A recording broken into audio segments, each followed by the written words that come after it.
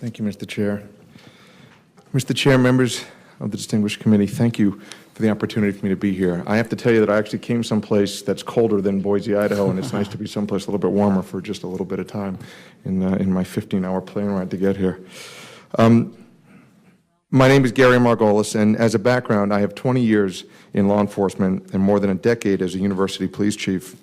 During my career, I've been a police officer, a police chief, a deputy sheriff, a police academy administrator, a law enforcement firearms instructor, and a university professor. I'm currently the managing partner of Margolis Healing Associates. We're a consulting firm that works with universities and colleges across the United States and Canada. We represent schools like Virginia Tech for the shooting, Penn State for Sandusky, University of Florida for their shooting, University of Connecticut for the murder of a star athlete. Ironically, we have national expertise in helping universities arm their campus public safety should they choose to do that. We're very familiar with firearms issues. Legally, under federal law, I'm able to carry a firearm, just as a point, anywhere in the United States, and I own firearms, but I don't carry them anywhere in the United States, and since I retired from law enforcement, I choose not to carry a gun. I also want to point out that while the University of Idaho and Boise State University are clients of my firm, I appear before you today uncompensated. They graciously agreed to pay for my travel expenses. I believe that a bill that facilitates ease of access to firearms on college campuses is likely to have no positive effect on campus safety. It could, in fact, have the very opposite. A lot of what I was going to say has been said already, so I'll not use that time again. As Senator Work pointed out earlier, statistics continue to show that American college students are safer on campus than off, and there's no credible evidence to suggest that armed students make campuses any safer. The fact that college students engage in risky behavior, including binge drinking and have much higher rates of suicide than the general population, have implications that armed students are more likely to create an unsafe environment for themselves or their fellow students. There are a number of practical issues that are created by allowing guns on campuses, not the least of which is where and how they should be stored, amongst others. And the ease of access to firearms and deadly weapons on campuses create an environment inconsistent with quality education and complicate the jobs of university and college administrators, faculty, staff, police, public safety, and security. Having said this, I do recognize there are legitimate needs for firearms on campus in the academic mission, whether it be ROTC or college-based police academies or theatrical applications or shooting clubs. My arguments don't necessarily apply to those spaces or those areas. The statistics that have been cited are accurate, both those conducted by the U.S. Department of Justice, those studies by the U.S. Department of Education looking at both crime nationally as well as crime on campuses. The Clery Act was invoked, and as you know, that is a federal law that requires universities and colleges to report crime to the federal government. When we analyzed that, two things became clear. First of all, college students on campuses are not only safer than the general population, than when they're victims. Just go ahead. Thank you, sir. Yeah. Mr. Chair, thank you. Are not only safer than the general population, but that when they are victims of violent crime, firearms are not statistically significantly involved in those crimes. Well-trained and resourced campus public safety, improved security technology, behavioral threat assessment systems, student support networks, mental health services, student education and awareness, robust emergency management, mass notification systems. Those are all the contemporary strategies that universities and colleges across the United States and the great state of Idaho are employing to make their institutions safe. When we looked at the Clery Act crime specifically, we looked at about 8 or 9 years, and the most recent data has been afforded to us just in the last 30 days. It's always about a year behind when it's released, according to how it's collected. And when we analyzed that data, we found, again, trending that shows violent crime is low on college campuses. We found that when it does trend, it's insignificant. If you own an iPhone or an iPad or a tablet or an Android phone, you can download a free mobile app that'll give you, we built it, gives you all the data in your hands. You can actually look at all the data, you can compare Idaho schools, you can look at everything that the Department of Education has shared with that data. And what we continue to see is that the statistics and the analysis reveal that, again, we are safer on our campuses, our students are, and our faculty and staff are, than we would be elsewhere. According to studies, again, we could cite them over and over again, that have showed the risky behavior, there is a correlation between students that own guns and risky behavior related to alcohol and fighting and behavior which is challenging for those reasons. Examples abound. One most recently was a Florida State University student who inadvertently killed another student at a party, drunk, was showing off their gun, pulled the trigger, and killed that other student. Among suicide rates, it was discussed, suicide attempt with a firearm rarely affords a second chance. College students have a statistically higher rate if we talk to the mental health providers that serve our universities and colleges. Attempts at suicide that involve drugs or cutting, which account for more than 90% of all suicidal acts, provide far less fatality in how they're managed or dealt with. I'll wrap up with practical issues around, as we've heard before, storage. What do we do with guns when we're not carrying them? Where do they go? Theft is the most prevalent crime on college campuses today, and that's a challenge, and I have concerns about how we safely store those weapons, putting them in trunks of cars. I had that issue as a university police chief. Because federal law did not allow us to check ownership for firearms, I was storing weapons as a police chief. I had a locker, we'd put them. Vermont's a hunting state. We're a very liberal state when it comes to firearm possession. And the DEA showed up at my office one day and said, you store guns? Yeah. One of my sergeants looked at me and said, you know, Chief, we arrested that guy last year. He's a felon, and I almost handed him his firearm back. And the DEA showed up in my office and said, if you'd have done that, Chief, you'd have been arrested under federal law. A little bit sobering when the head of the DEA tells a police chief that they would have been arrested. I said to them, what's the solution? And the solution was that I was storing all kinds of guns that I couldn't verify who owned them. So the storage issue became a challenge. And when I then said, well, I'm not going to store them, where do you think they all went? They went into the trunks of cars, and then we were worried about theft happening as occurring. And they also went into residence halls. They were being tucked under beds and put in other places that go with that. So there's a control issue that's a concern.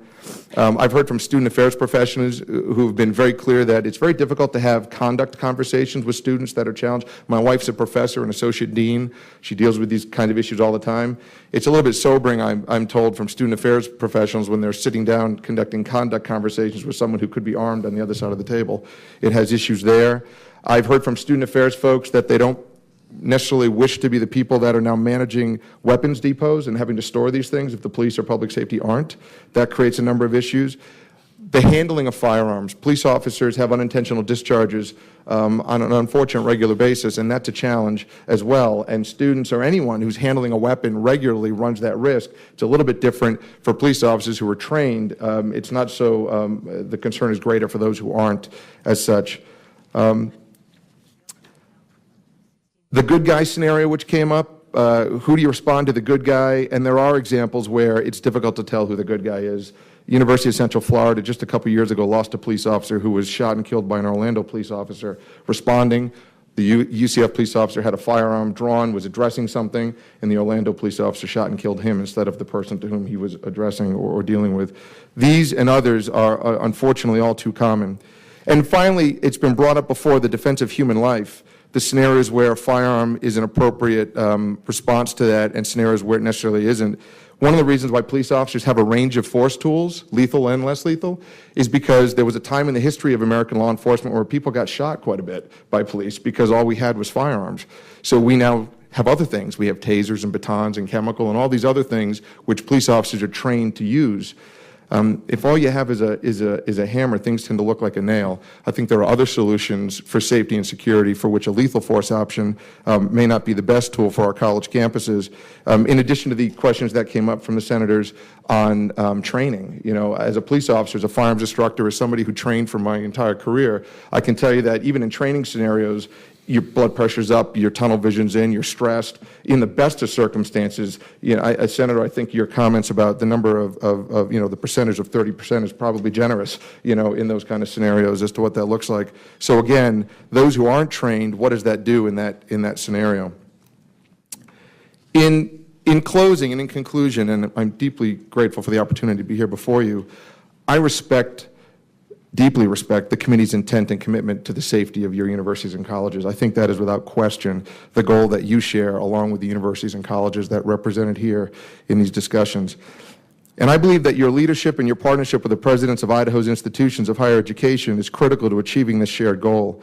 And I do believe, for all of my experience and all the statistics and all of the work that we've been privileged to do with universities and colleges across the United States, that students are safer on our college campuses than off. And that proximity to firearms puts college-age students at risk for intended and unintended shootings. I believe that the solution you seek is in creating the laws and the resources to help Idaho universities and colleges with strengthening their internal campus safety and security efforts, as I previously mentioned. And in this way, you're a critical partner in leadership in helping that happen. And thank you for the opportunity again to be here, where it's just a little bit warmer than Vermont. So I'm happy about that. Great, thank you. Senator Wirt. Thank you, Mr. Chairman. Thank you, sir, for your testimony. I appreciate it. I appreciate your experience. You indicated that you're a consultant and you've helped other college campuses to arm their security. So I guess I would ask, the fiscal note on this bill says that there would be a de minimis fiscal impact associated with posting signage at public entertainment facilities. I would ask you, if this bill does pass and it becomes most likely necessary to ensure that campus security are trained and carry firearms, would there be a substantial additional cost incurred by the universities in order to accomplish that task? Thank you, Mr. Chair and Senator. It's a good question. When we work with universities and colleges around this question of arming, in K-12, after the tragedy in Newtown, our phones rang off the hook from principals and superintendents and presidents who said, we need to arm our public safety, we need to put a gun, an armed guard here and at these entrances and so on and so forth. And what we said to them was that every solution we impart for campus public safety should really address a reasonable threat. I mean, they have to be somewhat comparable, because money's not unlimited. Resources are finite in the world, and especially in state governments and such. And so there is going to be a response from universities and colleges that I think is costly, and it comes in a number of ways. It comes in the selection and training of folks that were necessarily hired to provide a level of service, but not necessarily trained or hired to deploy lethal force. Schools that ask us to come in and evaluate their public safety functions under this idea of we're going to arm or consider arming, our question is always, is it reasonable? What's the reason you're doing it? It's not just crime, it's expectations and so on and so forth. But then there are human resource expenses, personnel expenses, right? You now have to look at who can be, who can't be, what do your hiring look like? You have to buy the equipment, you have to maintain the equipment. For some of the challenges that may appear in this current legislative bill of, facilities and places where we would go in, that's going to potentially require a different response to screening, to storage, to the machinery and the training that goes with that. While I can't sit before you here and off the top of my head say it could cost this much, I don't think it's a fair characterization that the cost would be de minimis. I think there are unintended costs and consequences that could likely arise that we see when we work with schools that are looking to arm their own. And the other piece to that is it's somewhat ironic in ways that the potential for this legislation could create a scenario where your campus, in the state of Idaho, universities are not allowed to have police departments. That's true in many other places in the United States. So they rely appropriately on their local police to help them with that as well as their own. You could create a scenario, an unintended consequence, where there's a greater access to firearms and lethal force options from the population on the campus than there is from the people who are mandated in some ways, in every way, to be the protective, force in addition to local police. So it's an irony that's not lost. Thank you, sir. Mr. Chairman, I would challenge the adequacy of the fiscal note on this bill under Joint Rule 18. I do not believe that the fiscal note adequately reflects the potential for cost to the universities if the bill is passed. And Mr. Chairman, I would ask that certainly if the bill moves forward that we consider redoing the fiscal note in some way that reflects more accurately what we think might be the additional costs. Thank you. Your concern is noted, and I would just note that currently they prohibit law-abiding citizens from carrying on campus, but as has been pointed out, just having the regulation does not prevent non-law-abiding citizens from carrying, yet they do not arm the staff currently. And so I think the fiscal note is accurate. Thank you for your, I'm sorry, is there other questions? Oh, sorry, Senator Stennett. Yeah, got the bad mic. Okay. Thank you, Mr. Chairman. Thank you for your testimony.